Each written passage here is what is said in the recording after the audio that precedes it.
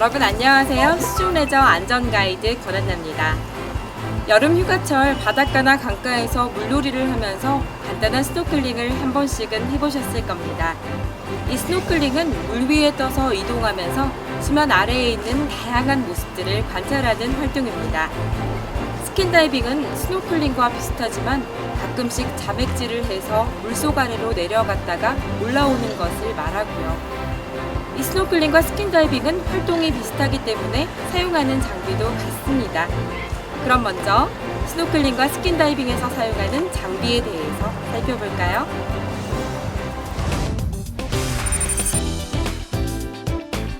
먼저 스노클링의 가장 대표적인 장비인 숨대롱은 얼굴을 물 밖으로 내지 않고도 호흡을 할 수 있도록 하는 대롱 형태의 장비입니다.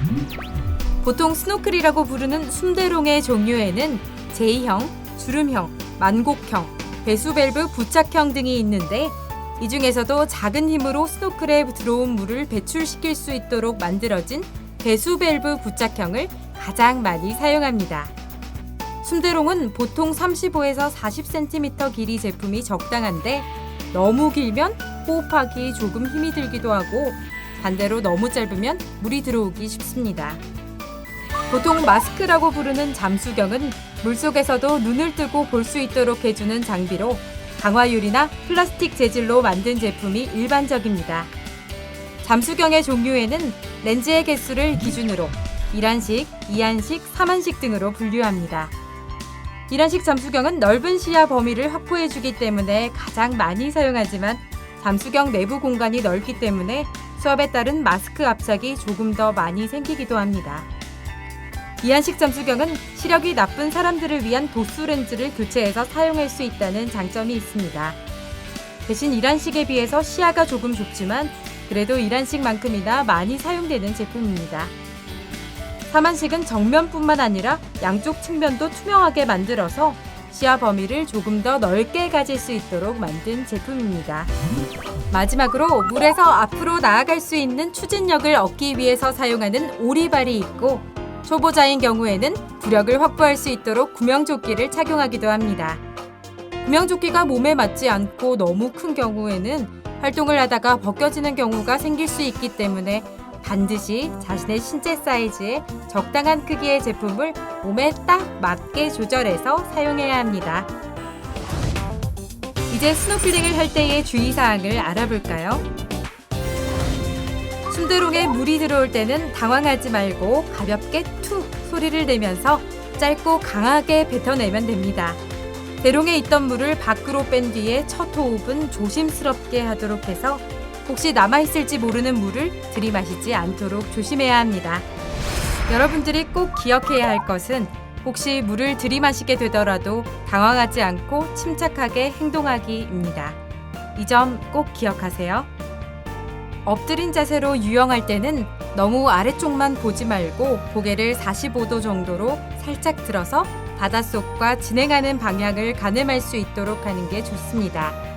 그리고 누운 자세로 유영을 할 때도 마찬가지로 머리를 살짝 드는 게 좋습니다.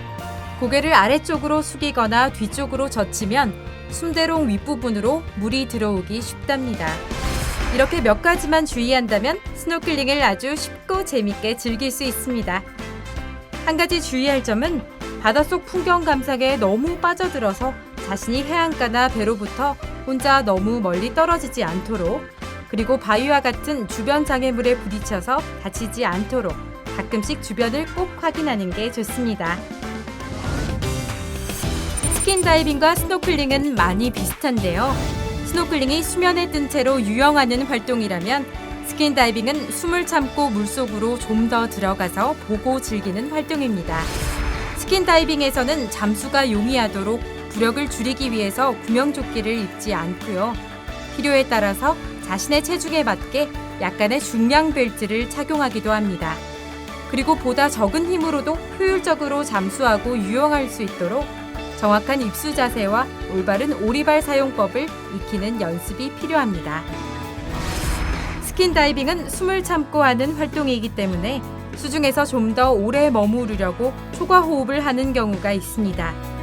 그런데 초과호흡을 너무 많이 하면 산소 결핍 수준 이하가 되었는데도 호흡 충동을 느끼지 못하는 경우가 생깁니다. 이때 산소 결핍증이 일어나서 상승 중에 얕은 수심에서 의식을 잃는 경우가 발생합니다. 그렇기 때문에 초과 호흡은 3-4번 정도만 해야 하고 물속에서 숨을 쉬고 싶은 충동이 생기면 절대로 무리하지 말고 즉시 수면 위로 올라오는 것이 좋습니다. 지금까지 스노클링과 스킨다이빙에 대해서 살펴봤는데요. 여름 휴가철 바다나 강에서 물놀이를 할 때 가장 많이 즐기는 활동이지만 언제나 그렇듯이 안전이 제일 중요하겠죠. 그럼 다음 편에는 수중 레저의 꽃이라고 할 수 있는 스쿠버 다이빙에 대해서 살펴보겠습니다. 여러분, 다음 편에서 뵐게요.